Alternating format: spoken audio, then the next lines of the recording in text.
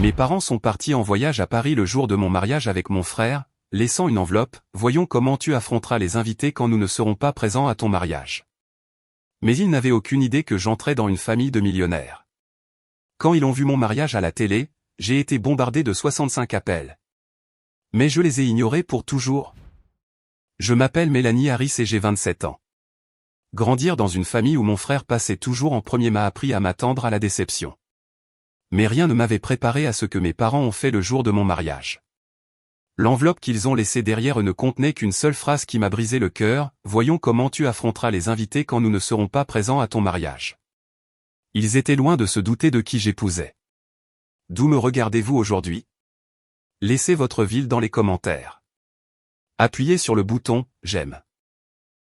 Et abonnez-vous pour voir comment j'ai transformé cette trahison déchirante en le plus beau jour de ma vie.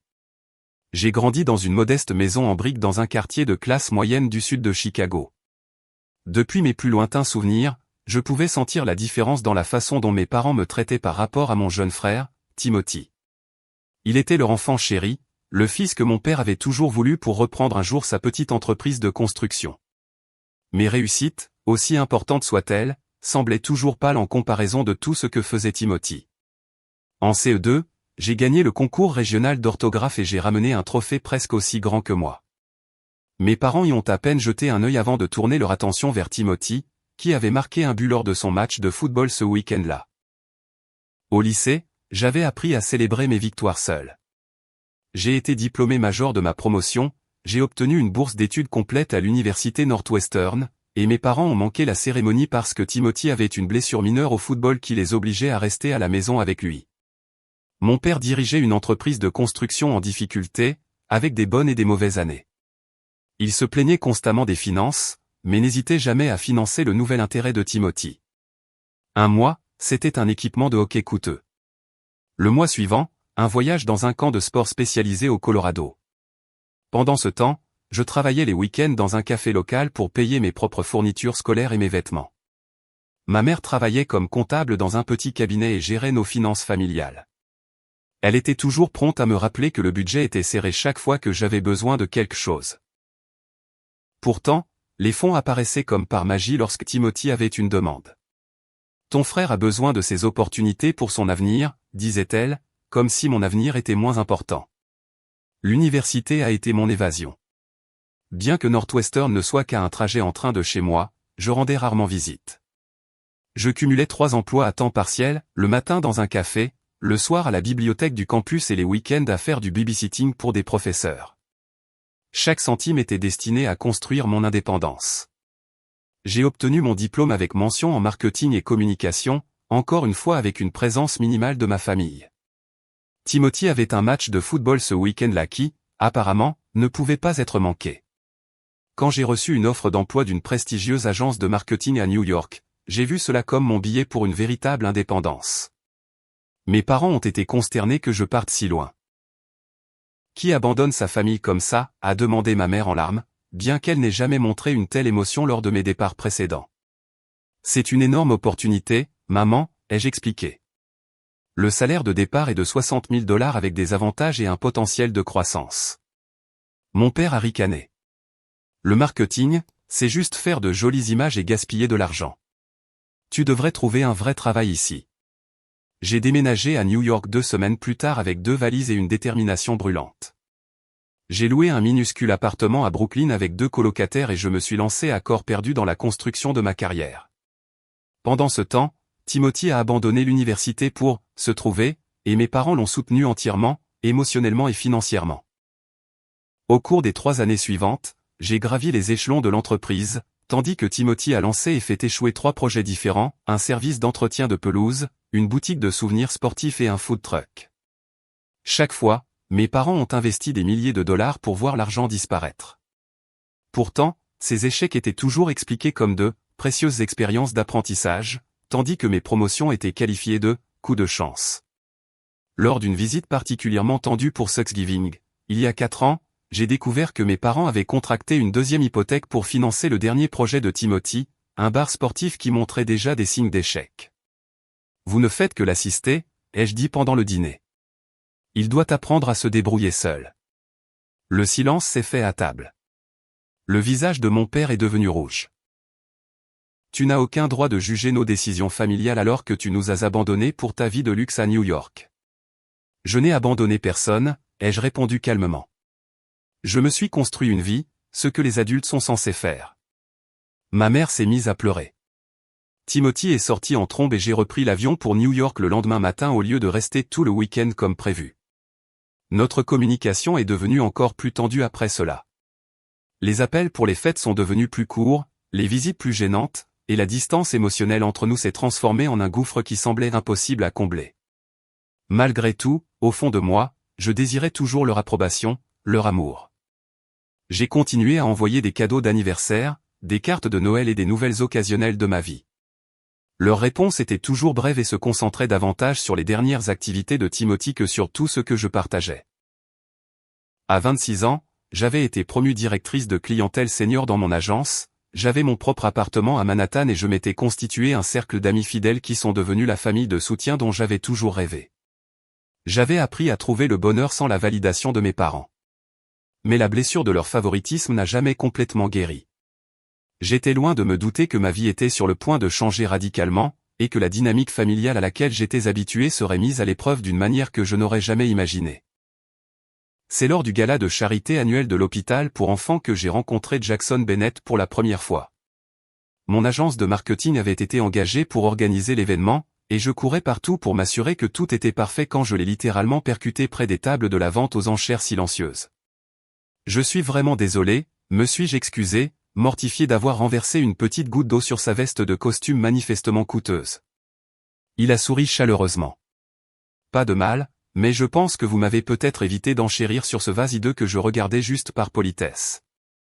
Son rire facile et la chaleur sincère de ses yeux bleus ont fait battre mon cœur. Nous nous sommes présentés, et quand il a dit s'appeler Jackson, j'ai simplement pensé qu'il était l'un des nombreux riches donateurs présents au gala. Il a posé des questions intelligentes sur l'œuvre de charité et semblait sincèrement intéressé par mon travail de coordination de l'événement. « Accepteriez-vous de dîner avec moi un de ces soirs ?» a-t-il demandé alors que la soirée touchait à sa fin. Je promets de ne rien porter qui montre les taches d'eau. J'ai accepté, et nous avons fixé un rendez-vous pour la semaine suivante. Il a suggéré un petit restaurant italien dans le village, pas l'établissement huppé auquel je me serais attendu de la part de quelqu'un participant à un gala aussi prestigieux. J'ai apprécié ce choix discret. Lors de ce premier dîner, Jackson était attentif et charmant. Il m'a dit qu'il travaillait dans la promotion immobilière, mais a rapidement orienté la conversation vers ma carrière et mes centres d'intérêt.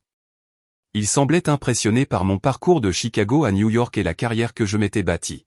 « Tu as fait tout ça sans relation familiale ni soutien ?» a-t-il demandé, avec une admiration sincère dans la voix. « C'est remarquable, Mélanie. » Pour notre troisième rendez-vous, il m'a emmené dans un jardin communautaire où il faisait du bénévolat le week-end, enseignant aux enfants des villes comment cultiver des légumes. En le regardant montrer patiemment à un groupe d'enfants de 8 ans comment planter des plants de tomates, je me suis senti tomber amoureuse de cet homme gentil et sans prétention. Jackson conduisait une voiture agréable mais modeste, vivait dans un appartement confortable mais pas ostentatoire, et suggérait toujours des restaurants raisonnables pour nos rendez-vous. 6 mois après le début de notre relation, j'étais profondément amoureuse de l'homme attentionné et travailleur que je croyais qu'il était. Puis vint la nuit qui changea tout. Jackson m'a invité à une collecte de fonds au Metropolitan Museum of Art. À notre arrivée, le personnel l'a salué avec une déférence inhabituelle. Au cours de la soirée, le maire s'est arrêté pour discuter personnellement avec lui, et plusieurs chefs d'entreprise importants l'ont traité comme un ami proche. Confuse, j'ai chuchoté, « Jackson, pourquoi tout le monde te connaît ici ?» Il a semblé mal à l'aise pour la première fois depuis que je l'avais rencontré. Il y a quelque chose que j'aurais dû te dire plus tôt, Mélanie. Mon nom complet est Jackson Bennett, des entreprises Bennett.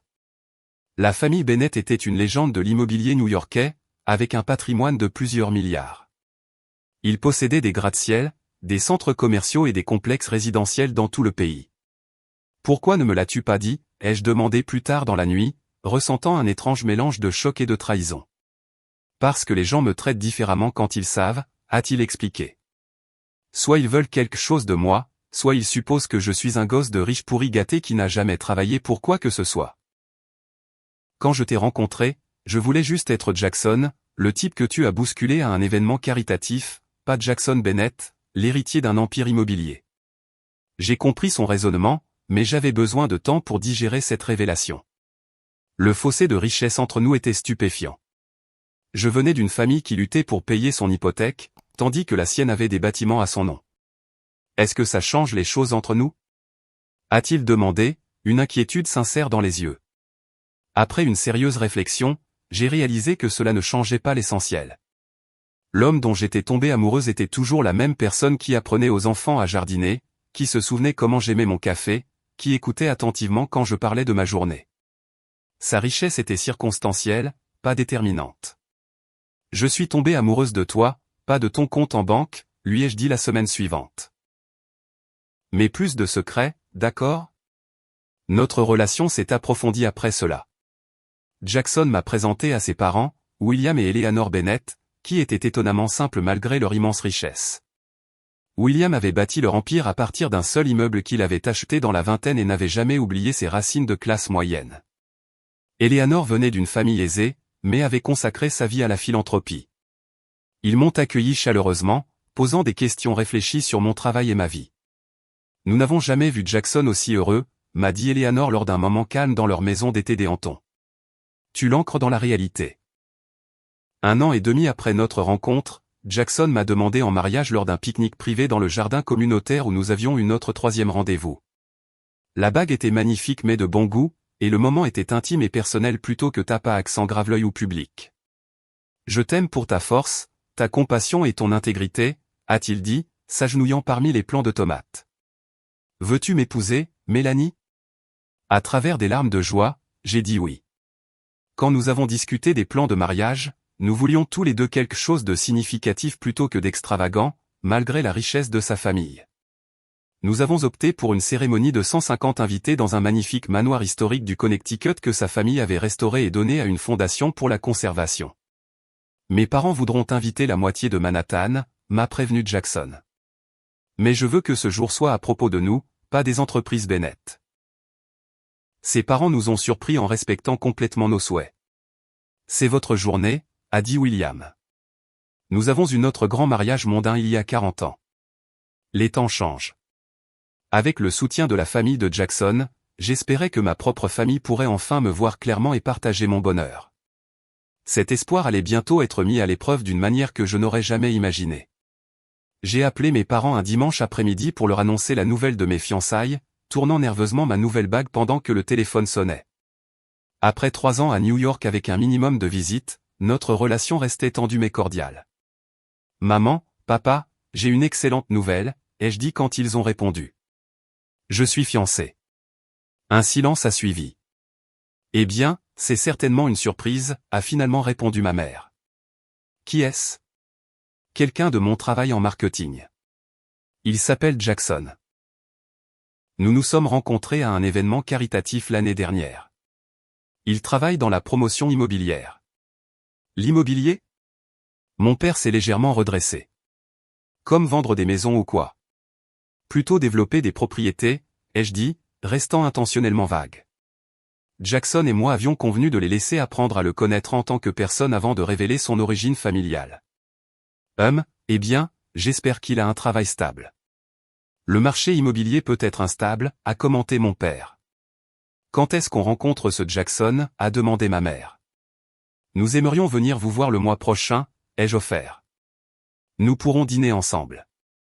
Après avoir raccroché, je me suis senti déçu par leur réponse tiède. Pas de félicitations, pas d'enthousiasme, même pas une demande pour voir la bague. Jackson m'a serré fort dans ses bras. Donne-leur du temps, a-t-il murmuré. C'est un grand changement. 1 mois plus tard, Jackson et moi avons pris l'avion pour Chicago pour le week-end. Nous avions réservé un hôtel en ville, mais ma mère a insisté pour que nous restions chez eux. C'est absurde de rester à l'hôtel quand la famille a de la place, a-t-elle dit, bien que la perspective de partager ma chambre d'enfant avec mon fiancé soit pour le moins gênante. Le dîner fut tendu.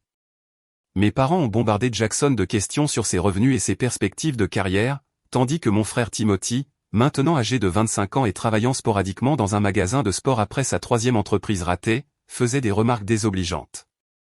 Alors, tu as réussi à dénicher un gars de New York, hein, a ricané Timothy au dessert, toujours à viser plus haut que nous tous.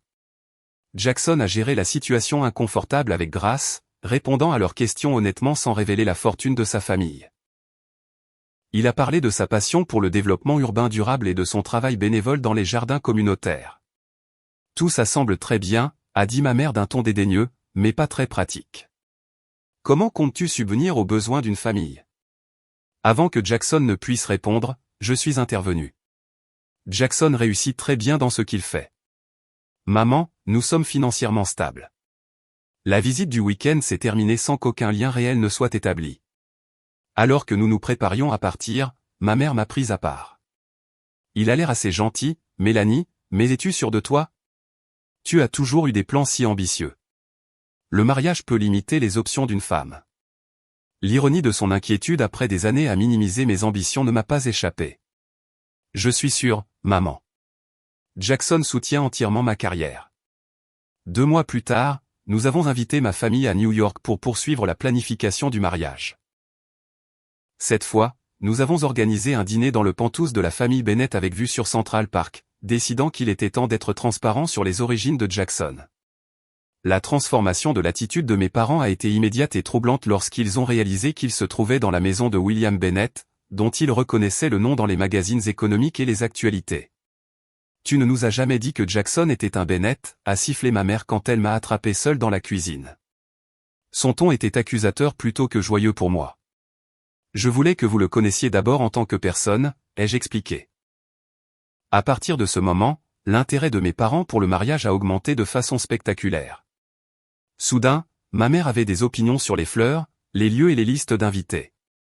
Mon père a commencé à mentionner l'esprit d'entreprise de Timothy à William à chaque occasion. Mon frère a ce concept incroyable pour un centre d'entraînement sportif, a-t-il dit au père de Jackson pendant le dîner.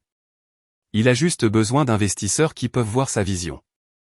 J'ai regardé, embarrassé, ma famille se transformer en personnes que je reconnaissais à peine, flattant les Bennett et laissant tomber des allusions à des opportunités d'affaires. 3 mois avant le mariage, ma mère a appelé avec une liste de 20 invités supplémentaires. Elle voulait inviter principalement des contacts professionnels de mon père et des parents éloignés qui n'avaient jamais montré d'intérêt pour ma vie auparavant. Maman, nous avions convenu d'un petit mariage.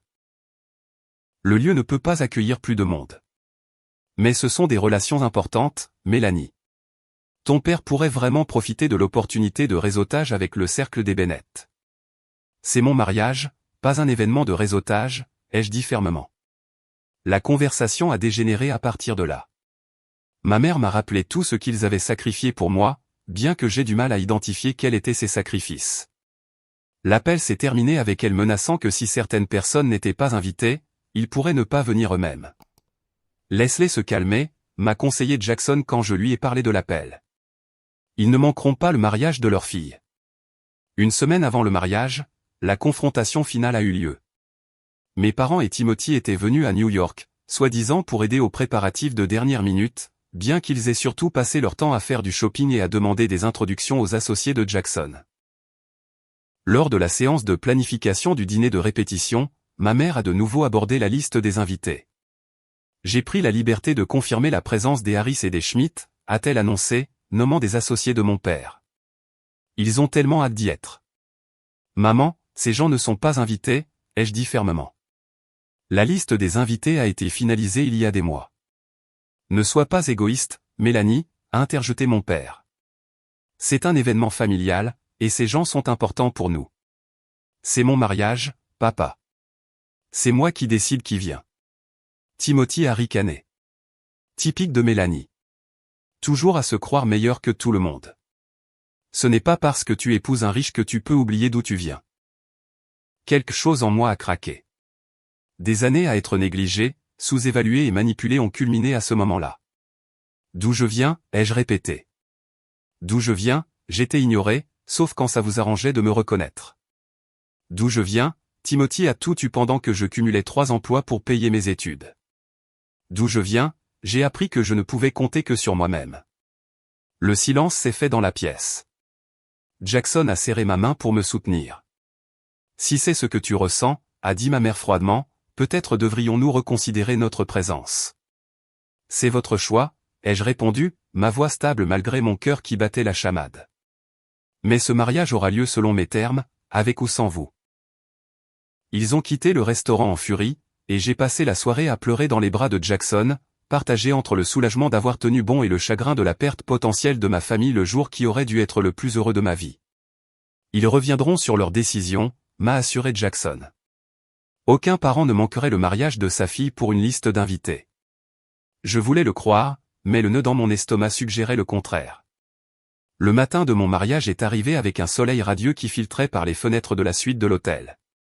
J'y avais passé la nuit avec mes demoiselles d'honneur, suivant la tradition de ne pas voir le marié avant la cérémonie.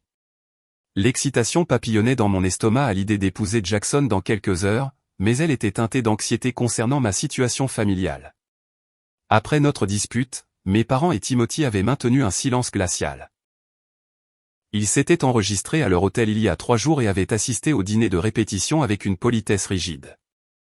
J'avais espéré que l'atmosphère festive pourrait détendre les relations, mais ils sont restés distants. Pourtant, ils étaient là, et c'était déjà quelque chose. À 9h30 du matin, ma demoiselle d'honneur, Rachel, a appelé la chambre d'hôtel de mes parents pour coordonner le transport vers le lieu où nous devions nous préparer ensemble. C'est étrange, a-t-elle dit en raccrochant. Personne ne répond. Et c'est la chambre de Timothy, ai-je suggéré, essayant d'ignorer le malaise grandissant dans ma poitrine. Encore une fois, pas de réponse. Ils sont probablement partis déjeuner, ai-je raisonné, bien que le doute s'insinue dans ma voix. Ou peut-être sont-ils déjà en route pour le lieu de la cérémonie. 1 heure plus tard, toujours sans nouvelles de ma famille, j'ai appelé directement la réception de l'hôtel. Je suis désolé, mademoiselle Harris, mais il semble que les clients de ces chambres ont quitté l'hôtel tôt ce matin, vers 5 heures, m'a informé le réceptionniste. Le monde a semblé basculer sous mes pieds. Ce n'est pas possible. C'est mon mariage aujourd'hui. C'est ma famille. Rachel m'a passé le bras autour des épaules tandis que le réceptionniste confirmait que oui, les chambres avaient bien été libérées et qu'un message avait été laissé pour moi à la réception. Pendant que mes demoiselles d'honneur échangeaient des regards inquiets, Rachel s'est portée volontaire pour aller à l'hôtel récupérer le message. Les 30 minutes de son absence m'ont paru des années. Mon esprit parcourait toutes les possibilités, chacune pire que la précédente. Quand Rachel est revenue, son expression m'a tout dit avant même qu'elle ne me tende l'enveloppe. Les doigts tremblants, je l'ai ouverte et j'ai lu la seule phrase écrite de l'écriture précise de ma mère, « Voyons comment tu affronteras les invités quand nous ne serons pas présents à ton mariage. » Une petite note y était attachée, expliquant qu'ils avaient décidé d'utiliser l'argent qu'ils avaient mis de côté pour le nouveau projet de Timothy pour faire un voyage familial improvisé à Paris, puisqu'il était clair que je n'appréciais plus leur présence dans ma vie. La douleur qui m'a transpercé était sans commune mesure avec tout ce que j'avais jamais ressenti. Ce n'était pas seulement qu'ils m'avaient abandonné le jour de mon mariage, mais la cruauté calculée de leur acte, conçu pour m'humilier devant tous ceux que je connaissais. Ils avaient planifié leur départ pour que je le découvre trop tard pour prendre d'autres dispositions. Je n'arrive pas à croire qu'ils aient fait ça, ai-je murmuré, les larmes menaçant de couler. Qui fait ça à sa propre fille? Rachel a pris la note de mes mains tremblantes. Ces gens ne méritent pas tes larmes, Mélanie. Pas aujourd'hui. Mais que vont penser les gens, ai-je demandé, imaginant les chuchotements, la pitié, les sièges vides où ma famille aurait dû être, la danse père-fille, les photos de famille, toutes les traditions. Appelle Jackson, a gentiment suggéré Rachel. Il doit savoir. En larmes, j'ai expliqué la situation à mon futur mari. Sans hésiter, il a dit, j'arrive. Mais ça porte malheur. Je me fiche des superstitions. Tu as besoin de moi et j'ai besoin de toi. Rien d'autre ne compte. 20 minutes plus tard, Jackson est arrivé à ma suite d'hôtel, beau dans son pantalon de smoking et sa chemise, la cravate lâche autour du cou. Quand il m'a vu, toujours en peignoir avec les joues tachées de larmes, il m'a prise dans ses bras. Je suis tellement désolé, Mélanie, a-t-il murmuré dans mes cheveux. Je n'arrive pas à croire qu'il t'ait fait ça. Qu'est-ce qu'on va faire, ai-je demandé d'une petite voix. Tout le monde va parler du fait que ma propre famille n'est pas venue. Jackson a pris mon visage entre ses mains. Écoute-moi. Aujourd'hui reste notre journée. Rien ni personne ne peut nous l'enlever. Nous avons des gens qui nous aiment et qui attendent de célébrer avec nous. Mes parents t'adorent. Tes amis sont là. C'est ça, notre vraie famille. Pendant que je digérais ces paroles, Jackson passait déjà des appels. D'abord à ses parents pour leur expliquer la situation, puis à l'organisatrice du mariage pour ajuster la cérémonie. William et Eleanor Bennett sont arrivés à l'hôtel moins d'1 heure après. Eleanor a immédiatement pris les choses en main, avec cette manière douce mais efficace qui avait fait d'elle une philanthrope légendaire. Mélanie, ma chérie, a-t-elle dit en prenant mes mains dans les siennes, je sais que nous ne pouvons pas remplacer tes parents, mais William serait honoré de t'accompagner jusqu'à l'hôtel si tu le lui permets. De nouvelles larmes ont jailli de mes yeux, mais celle-ci était différente. J'adorerais, ai-je réussi à dire. Et pour ce qui est des devoirs de la mère de la mariée, a-t-elle continué avec un sourire chaleureux, je serais ravi de t'aider à te préparer si cela te convient. Pour la première fois depuis la découverte de la note, j'ai senti une lueur d'espoir que la journée ne serait peut-être pas gâchée après tout. Alors que j'étais assise à la coiffeuse pendant que le coiffeur faisait des merveilles, Eleanor m'a raconté des anecdotes sur le trac de son propre mariage et sur Jackson quand il était petit garçon. Elle m'a aidé à enfiler ma robe, à ajuster mon voile et à attacher le collier de perles de ma grand-mère autour de mon cou avec une telle tendresse maternelle que j'en ai presque oublié le chagrin du matin. Tu es absolument magnifique, a-t-elle dit, les yeux humides. Jackson est l'homme le plus chanceux du monde aujourd'hui. Juste au moment où nous nous préparions à partir pour le lieu de la cérémonie, on a frappé à la porte. Rachel a ouvert et a découvert une femme d'une 60aine d'années avec des yeux familiers qui correspondaient aux miens. Tante Diane, la sœur de ma mère, que je n'avais pas vue depuis des années à cause d'une brouille familiale, se tenait sur le seuil, tenant un petit sac cadeau. J'ai entendu dire par des bruits de couloir que tu te mariais aujourd'hui, a-t-elle dit. Puis j'ai reçu un appel très inattendu d'un jeune homme nommé Jackson qui pensait que je voudrais peut-être être là. J'ai regardé Jackson avec étonnement. Il avait retrouvé ma tante brouillée sans me le dire. Je ne manquerai pour rien au monde le mariage de ma nièce préférée, a continué tante Diane en s'avançant pour m'embrasser, surtout quand j'ai appris ce que tes parents ont fait. Certaines personnes ne changent jamais, malheureusement. Avec mes futurs beaux-parents et ma tante qui m'offraient le soutien familial que j'avais toujours désiré, j'ai senti mon moral remonter. Le mariage aurait lieu, et peut-être serait-il encore plus significatif que je ne l'avais imaginé. Au moment où nous sommes arrivés au manoir historique pour la cérémonie, j'étais passé du choc et du désespoir à un étrange sentiment de calme et de détermination. Les magnifiques jardins étaient ornés de roses blanches et d'hortensias, exactement comme je l'avais imaginé.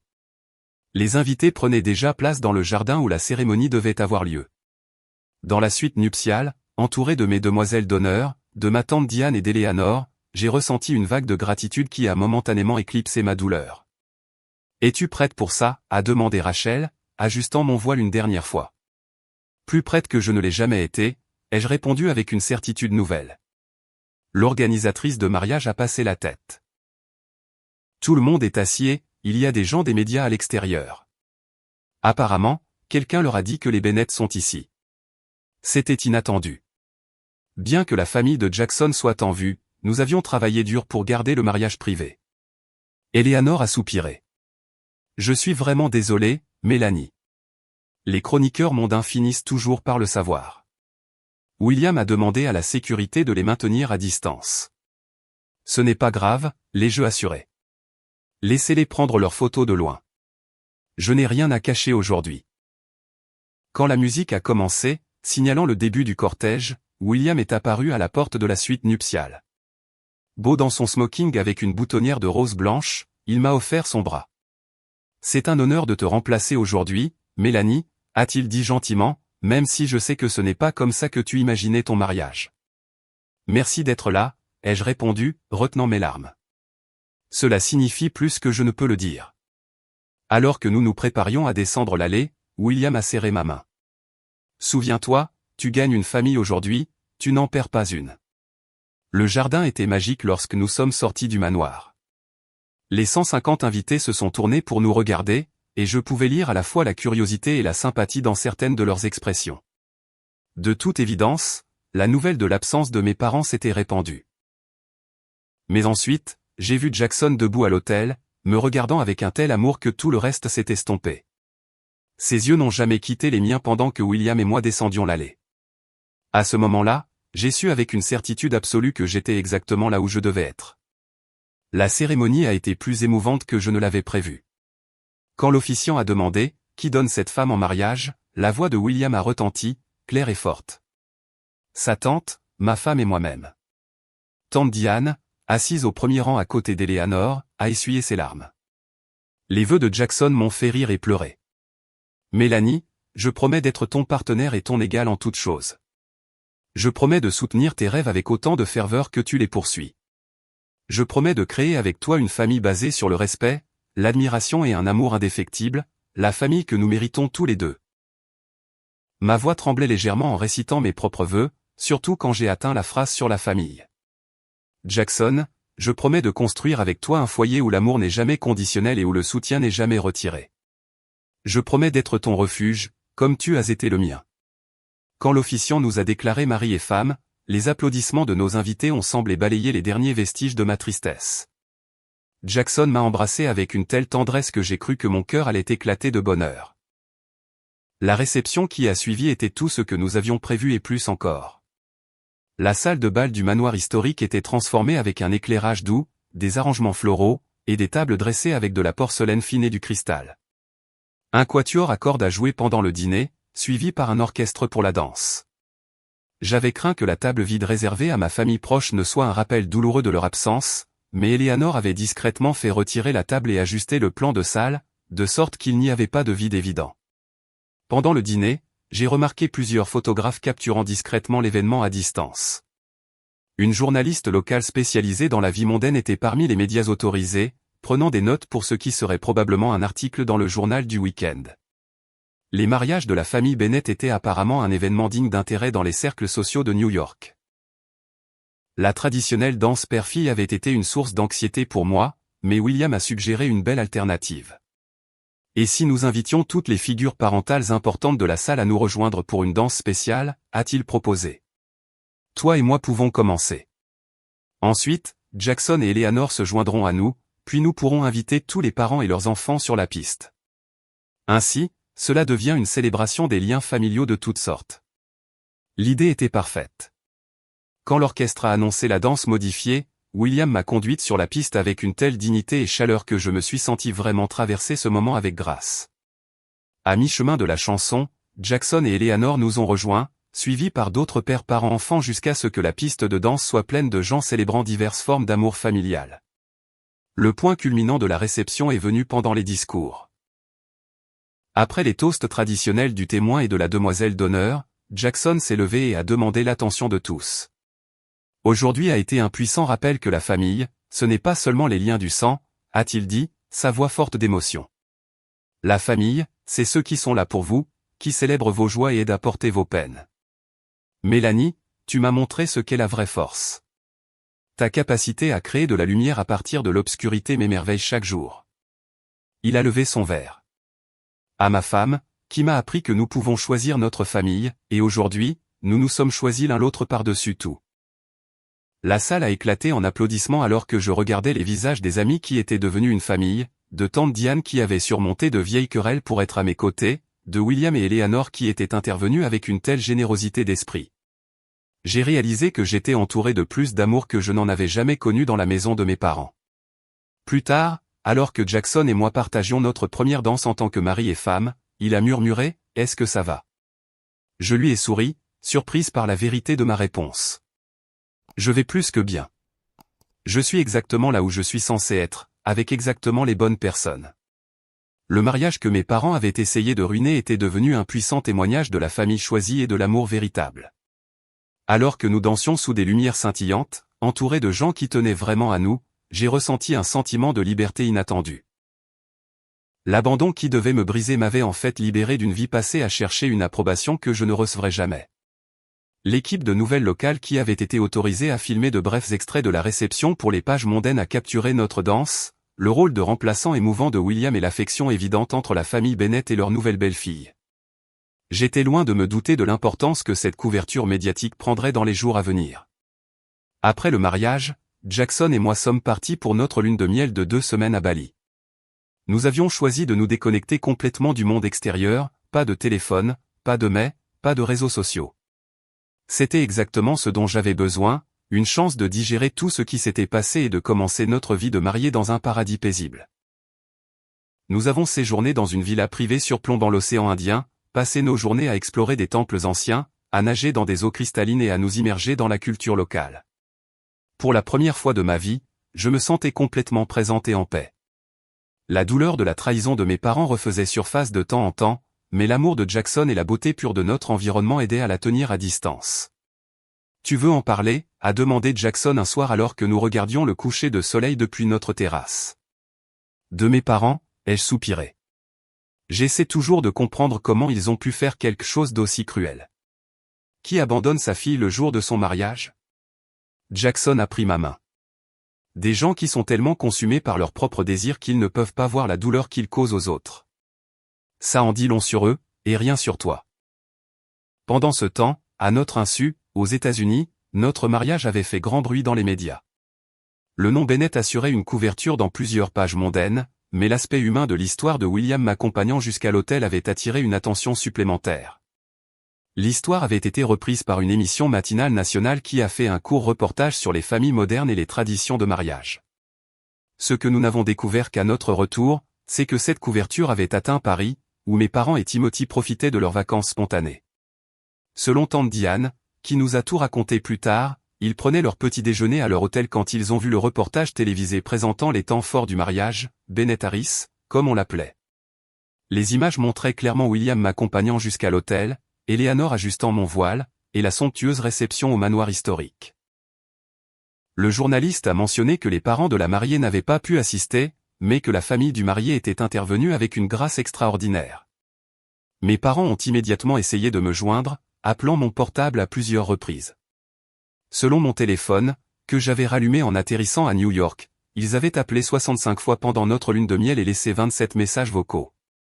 Timothy avait ajouté une douzaine d'appels de son côté. Le premier message vocal était de ma mère. Sa voix était anormalement aiguë, « Mélanie. Nous venons de voir ton mariage à la télévision. Tu ne nous as jamais dit que Jackson était de cette famille Bennett. Appelle-nous immédiatement. » Les messages suivants allaient de demandes d'explications à des expressions peu convaincantes de regret concernant le « malentendu » de leur absence. Pas une seule fois ils n'ont présenté d'excuses sincères pour ce qu'ils avaient fait. « Tu vas les rappeler ?» a demandé Jackson alors que nous nous installions dans notre nouvel appartement, un spacieux 3 pièces dans un immeuble appartenant au Bennett dans l'Upper East Side. J'ai réfléchi attentivement à la question. Pas encore. J'ai besoin de temps pour décider quel genre de relation je veux avoir avec eux à l'avenir, si tant est que j'en veuille une. Notre première semaine de retour de lune de miel a été remplie de cartes de remerciements, de déballage des cadeaux de mariage et d'installation dans la vie conjugale. Parmi les cadeaux, plusieurs provenaient de personnalités new-yorkaises et d'associés des Bennett qui avaient assisté au mariage, y compris un magnifique vase en cristal du maire et de sa femme.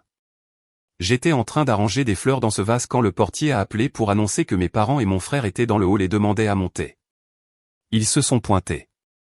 Sans appeler d'abord, ai-je demandé, le cœur battant. « Qu'est-ce que tu veux faire ?» a demandé Jackson, posant sa main sur mon épaule pour me soutenir. Après une profonde inspiration, j'ai hoché la tête. « Laisse-les monter. Nous devons gérer ça tôt ou tard. » Quelques minutes plus tard, ma famille se tenait maladroitement dans notre salon, observant le spacieux appartement avec ses hauts plafonds et ses vues sur Central Park. Ma mère avait tenté de s'habiller pour l'occasion avec ce qui était clairement une nouvelle tenue de créateur, tandis que mon père et Timothy semblaient mal à l'aise en tenue de ville. « Mélanie. » Ma mère a commencé, s'avançant pour une étreinte que je n'ai pas rendue. Nous étions si inquiets. « Tu n'as jamais retourné nos appels. » J'étais en lune de miel, ai-je répondu d'un ton neutre. La lune de miel qui a suivi le mariage où vous m'avez délibérément abandonné. Mon père s'est éclairci la gorge. Il semble y avoir eu un malentendu. Un malentendu, ai-je répété, incrédule. Vous m'avez laissé une note spécifiquement conçue pour me blesser. Vous avez dit, et je cite, « Voyons comment tu affronteras les invités quand nous ne serons pas présents à ton mariage. » Comment exactement étais-je censé mal comprendre cela? Nous étions contrariés, a dit ma mère sur la défensive. Tu as refusé d'inclure des personnes qui sont importantes pour nous. C'était le jour de mon mariage, ai-je dit, ma voix se brisant légèrement. Le seul jour qui aurait dû être à propos de Jackson et moi, et vous en avez fait un jeu de pouvoir. Un silence gênant s'est installé. Timothy s'est approché pour examiner une œuvre d'art sur le mur, un cadeau de mariage d'un ami de la famille de Jackson.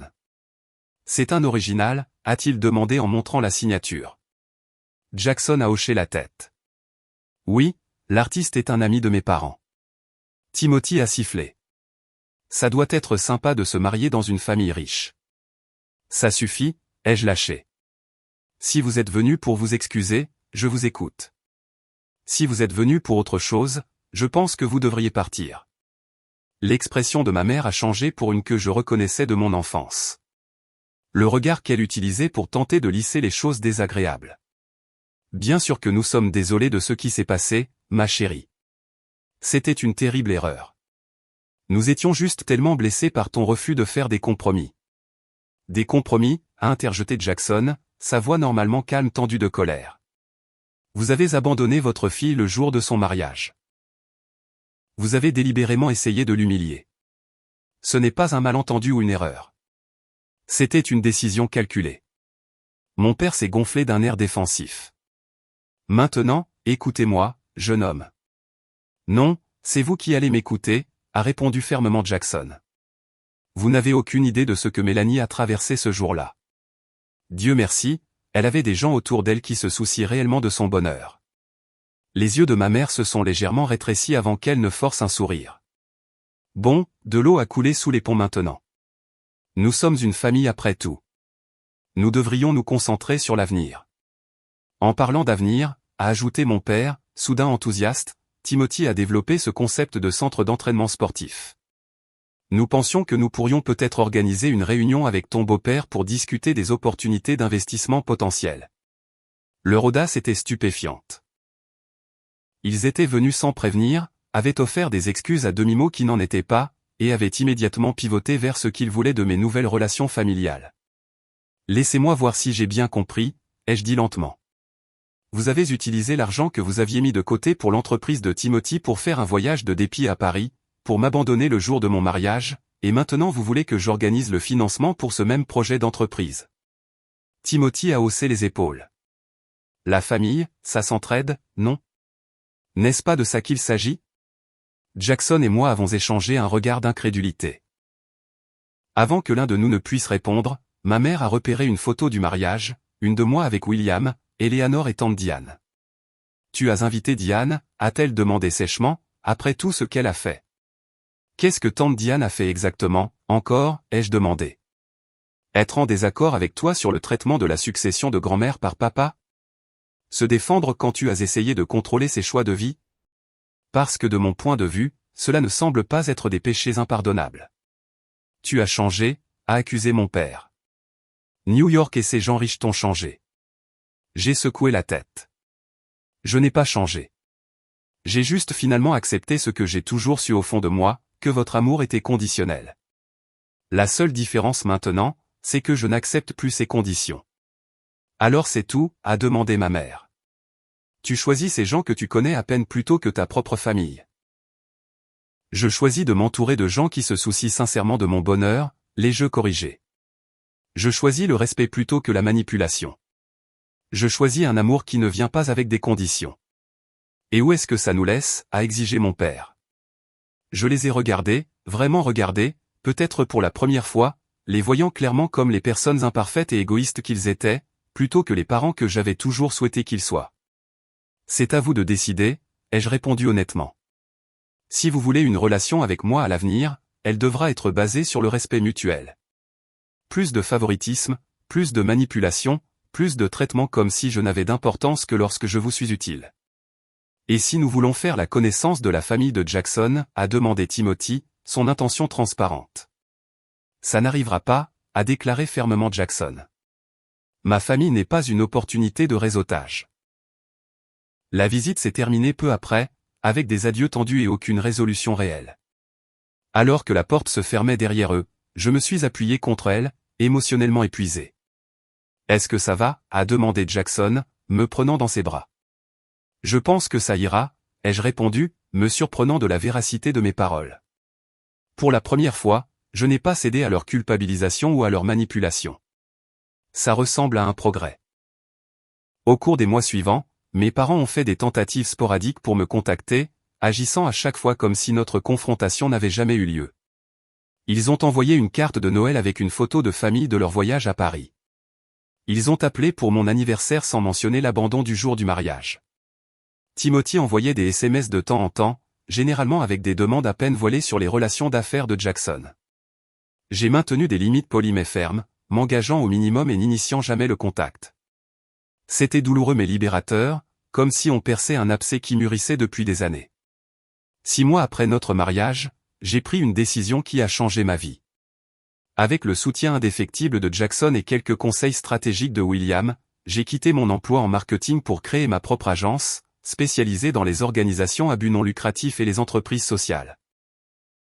Les relations des Bennett m'ont ouvert quelques portes, mais j'étais déterminé à construire quelque chose par mes propres mérites. Tu as le talent et la vision, m'a assuré Jackson. Les relations te permettent juste d'entrer dans la pièce. Ce que tu fais une fois que tu y es, c'est entièrement toi. Mon premier client majeur a été une fondation œuvrant pour le soutien des étudiants de première génération, offrant des bourses et du mentorat.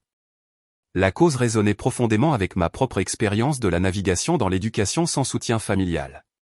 Nous avons développé une campagne qui a augmenté leurs dons de 40% au premier trimestre.